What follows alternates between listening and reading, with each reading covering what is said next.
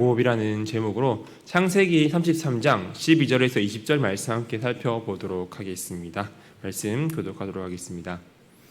에서가 이르되 우리가 떠나자 내가 너와 동행하리라. 야곱이 그에게 이르되 내 주도와 시건이와 자식들은 연약하고 내게 있는 양떼와 소가 새끼를 데리고 있은즉 하루만 지나치게 몰면 모든 떼가 죽으리니 청하건대 내 주는 종보다 앞서 가소서. 나는 앞에 가는 가축과 자식들의 걸음대로 천천히 인도하여 세일로 가서 내 주께 나아가리이다. 에서가 이르되 내가 내 종 몇 사람을 내게 머물게 하리라. 야곱이 이르되 어찌하여 그리하리이까. 나로 내 주께 은혜를 얻게 하소서 하매 이날에 에서는 세일로 돌아가고 야곱은 숫곳에 이르러 자기를 위하여 집을 짓고 그의 가축을 위하여 우릿간을 지었으므로 그 땅 이름을 숫곳이라 부르더라. 야곱이 밧단 아람에서부터 평안히 가나안 땅 세김 성읍에 이르러 그 성읍 앞에 장막을 치고 그가 장막을 친 밭을 세겜의 아버지 하몰의 아들들의 손에서 베크시타에 샀으며 함께 읽겠습니다. 거기에 제단을 쌓고 그 이름을 엘렐로에 이스라엘이라 불렀더라. 아멘. 오늘의 이 본문은 야곱이 그토록 바랬던 이 가나안 땅에 정착하는 모습입니다. 야곱은 20여 년 만에 형 에서와 상봉했습니다. 야곱은 에서를 만나서 많은 선물을 건넸고 에서는 그동안 쌓여있던 감정들을 털어내고 이 야곱을 받아줍니다. 이렇게 두 형제는 화해함으로써 형제간에 남아있던 모든 갈등과 앙금을 씻어냅니다. 그리고 12절 말씀입니다. 에서는 야곱과 재회의 감격을 나누고 이 세일 땅으로 야곱에게 함께 가자고 말을 합니다. 자신이 함께 동행하겠다는 것이죠. 만약 야곱이 에서의 제안을 받아들인다면 더욱 아름다운 이 화해의 분위기가 형성될 것입니다. 그렇게 된다면 에서가 데리고 왔던 400명의 장정들이 야곱을 호위하는 호위병들이 될 것이고 야곱과 에서는 이 과거에 사이가 틀어지기 전처럼 사이좋게 지내게 될 것입니다. 하지만 야곱은 이 에서의 제안을 선뜻 받아들이지 않습니다. 왜냐하면 야곱이 이 밧단 아람을 떠날 때 하나님으로부터 내 조상의 땅, 내 족속에게로 돌아가라라는 명령을 받았기 때문입니다. 야곱이 하나님의 부르심을 까먹지 않은 것이죠. 밧단 아람으로서 출발한 야곱의 목적지는 가나안 땅인데 이 에서의 제안을 받아들인다면 세일 땅으로 가야 합니다. 그래서 야곱은 13절에서 자식들이 아직 어리고 연약하고 가축의 무리에 새끼들도 있어서 무리하게 빨리 가면 새끼들이 죽기 때문에 함께 갈 수 없다라고 거절해 말을 합니다. 그리고 야곱은 14절에서 에서의 이동 속도에 맞출 수가 없으니 먼저 가라고 말을 합니다. 야곱 자신은 가축과 이 자식의 속도에 맞추어서 천천히 이 세일 땅으로 가겠다는 것이죠. 물론 야곱은 갈 생각이 없습니다. 이 상황을 빠져나가려는 형식적인 말일 뿐인 것이죠. 이렇게 천천히 뒤따라가겠다는 야곱의 말에 에서는 15절에서 자신의 부하 몇 사람을 남겨두고자 합니다. 야곱의 일행이 가는 동안 혹시나 만나게 될 침략으로부터 보호하고자 하는 것이죠. 하지만 이번에도 야곱은 에서의 제안을 거절합니다. 그렇게 할 필요가 없다는 것이죠. 왜냐하면 장거리 여행 중에 약탈의 위험이 있을 수도 있겠지만 야곱은 야복강에서 받은 하나님의 축복과 마나임에서 만난 하나님의 군대가 큰 힘이 되어서 자신을 보호해 주리라 생각했기 때문입니다. 이렇게 야곱은 에서의 두 번째 제안마저도 거절합니다. 그렇다면 야곱은 왜 에서의 호의를 거절했을까요? 야곱이 에서의 제안을 거절한 이유는 야곱과 에서가 가야 할 길이 달랐기 때문입니다. 우리가 알다시피 야곱과 에서는 살아가는 방향이 달랐습니다. 같은 부모 밑에서 자랐지만 에서는 믿음에서 떠나 가나안 여자와 결혼하여 우상의 문화에 빠져 있었습니다. 그렇게 하나님을 섬기는 야곱이 비록 자신의 형일지라도 우상을 숭배하는 에서와 함께 할 수가 없었습니다. 게다가 밧단 아람을 떠날 때 야곱의 목적지는 처음부터 조상들에게 약속된 땅이었지 세일 땅이 아니었습니다. 야곱은 하나님의 부르심을 기억하고 있었던 것이죠. 야곱은 밧단 아람에서 떠나며 내 조상의 땅, 내 족속에게로 돌아가라는 하나님의 명령을 잊지 않고 있었습니다. 야곱에게 있어서 에서를 따라감으로 에서와의 관계가 더 좋아지는 것보다 하나님께서 부르신 목적을 잊지 않고 나아가는 것이 더 중요했기 때문입니다. 이러한 야곱의 태도는 우리 그리스도인들이 이 세상에서 어떻게 살아가야 하는지를 잘 보여주고 있습니다. 여러분, 하나님을 섬기는 하나님의 백성들은 이 우상을 숭배하는 세상 사람들과 같은 모습이어서는 안 됩니다. 세상과 타협을 해서는 안 된다는 것이죠. 하나님의 백성은 거룩히 구별된 삶을 살아가야 합니다. 빛과 어둠이 조화될 수가 없고 하나님과 세상의 우상이 함께할 수 없는 것이죠. 하지만 안타깝게도 교회를 다닌다고 하면서도 하나님을 믿는다고 하면서도 세상과 사람들과 똑같이 행동하고 살아가는 사람들이 너무나 많이 있습니다. 여러분, 우리는 교회에서만 그리스도인이 아니라 세상에 나가서도 그리스도인이 되어야 합니다. 세상 사람들과 구별된 하나님의 백성이 되어야만 하는 것입니다. 우리 하나님께서는 결코 하나님의 백성들이 세상과 타협하며 세상의 원리에 순응하며 적당히 살아가기를 원하시지 않습니다. 성경은 세상과 벗이 되는 것이 하나님과 원수가 된다라고 분명하게 우리에게 말씀을 하고 있습니다. 어쩌면 인간적인 기준으로는 야곱이 형 에서의 도움을 받아서 가나안 땅에 정착하는 것이 좀 더 쉬웠을지도 모릅니다. 하지만 야곱은 그렇게 하지 않습니다. 타협하지 않은 것이죠. 여러분, 마찬가지로 때로는 세상의 유혹이 달콤하고 현실적으로 도움이 되는 것처럼 우리에게 다가올 수도 있습니다. 하지만 그것이 말씀을 따르는 것이 아니라면 우리는 철저히 그것들을 거부해야 합니다. 한 발만 걸치는 적당한 타협이 아니라 세상과 철저히 구별되어야 하는 것입니다. 여러분, 이것이 하나님께서 우리 그리스도인들에게 원하시는 모습인 것입니다. 그러면 여러분, 세상의 것들이 아무리 우리에게 유익이 된다고 할지라도 그것이 하나님의 뜻이 아니라면, 하나님의 말씀에 합당하지 않다면 철저히 거부하는 여러분들이 되시길 바랍니다. 세상의 유혹 속에서 세상과 타협하는 것이 아니라 거룩하게 구별되어서 하나님께서 우리를 부르신 그 목적대로 그 목적을 잊지 않고 나아가는 저와 여러분들이 되었으면 좋겠습니다. 이어서 16절에서 에서는 야곱의 계속된 이 거절에 야곱의 뜻을 꺾을 수 없음을 알고 세일 땅으로 돌아갑니다. 그리고 야곱은 에서에게 말한 것과는 달리 17절에서 숫곳에 이르게 됩니다. 그리고 그곳에 자신이 살 집을 짓고 가축을 위하여 우릿간을 짓고 그곳을 숫곳이라고 부릅니다. 여기서 우릿간은 갈대와 긴 풀로 만든 가축의 우리입니다.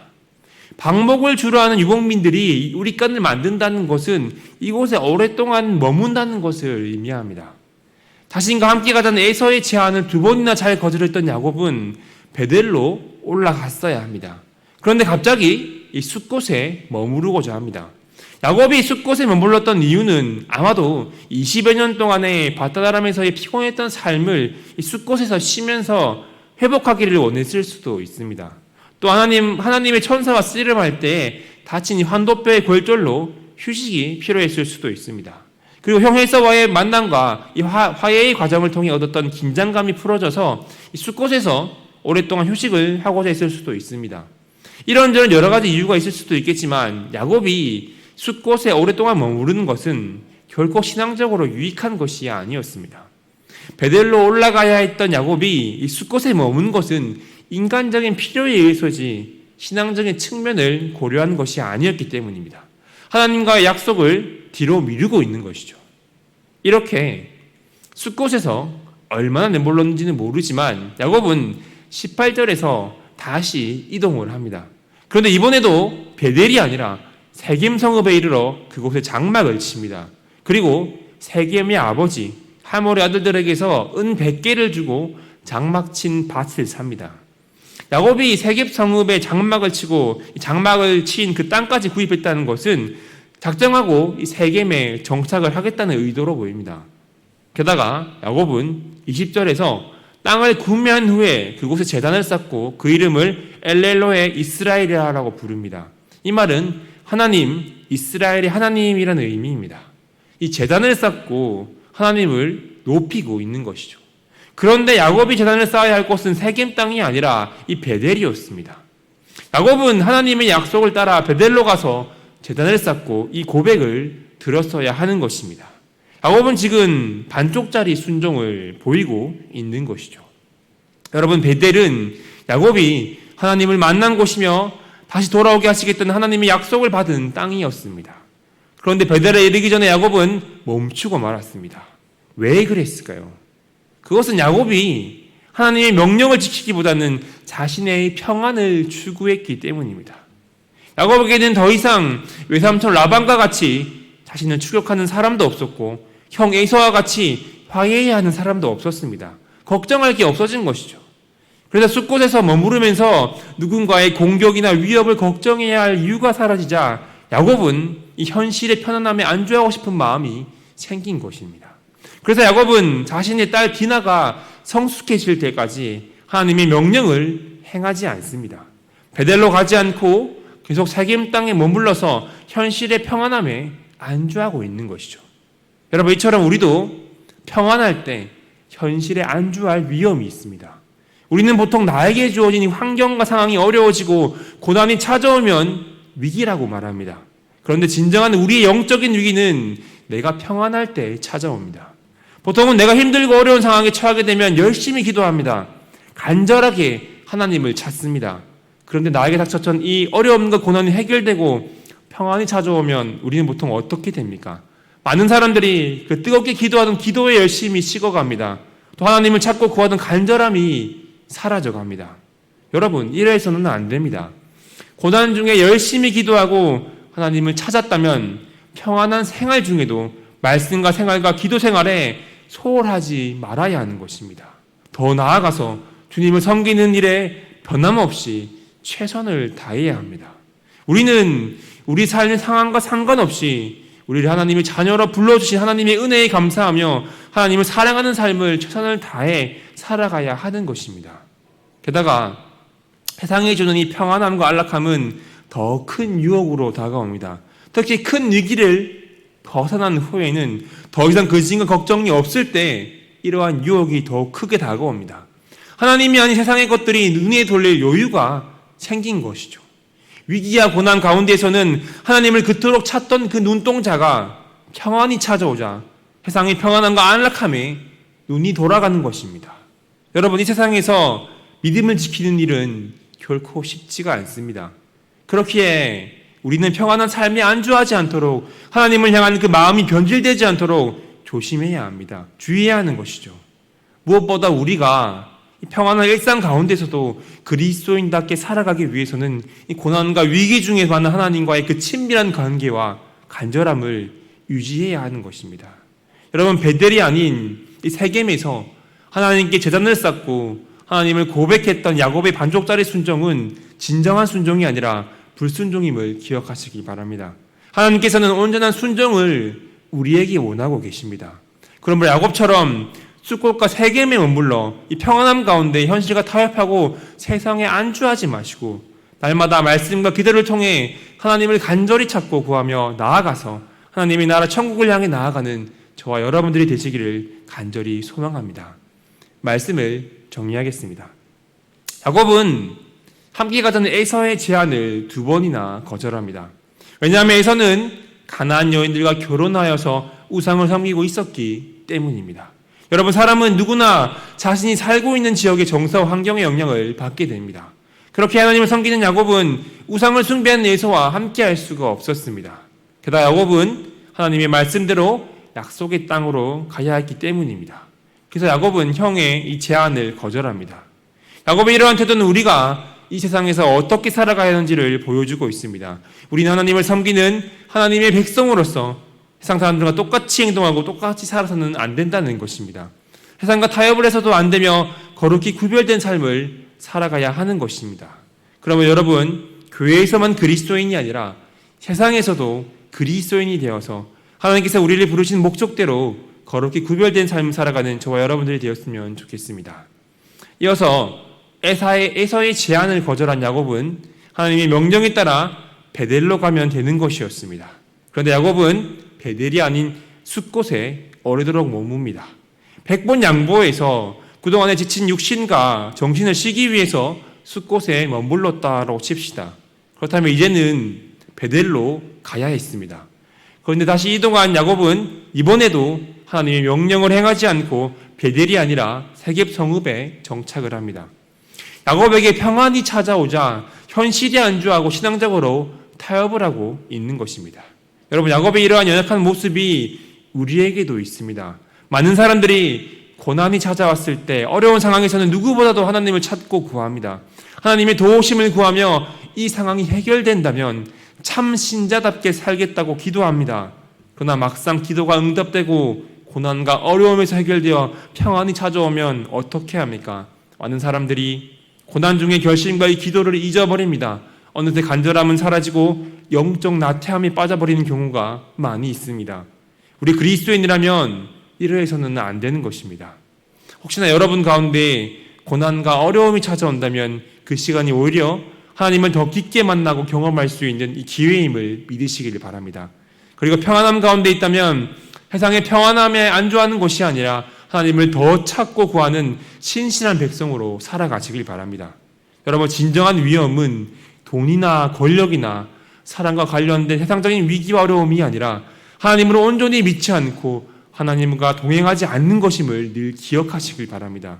여러분, 평안할 때도 하나님을 찾고 구하는 것이 참 신앙임을 기억하시길 바랍니다.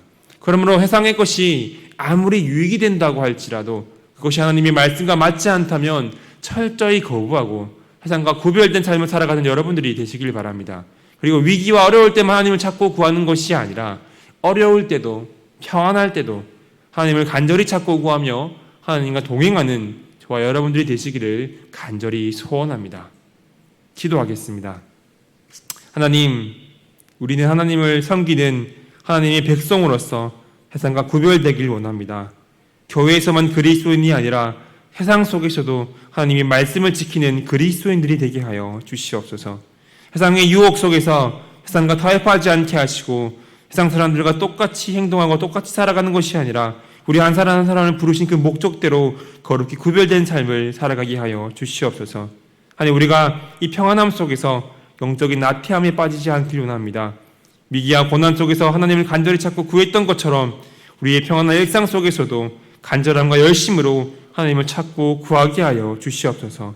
우리가 세상의 평안함에 현실과 타협하고 안주하지 않게 하시고 세상의 것들에 눈을 돌리는 것이 아니라 날마다 말씀과 기도를 통해 하나님을 찾고 구하며 동행하는 참 그리스도인들이 되게 하여 주시옵소서.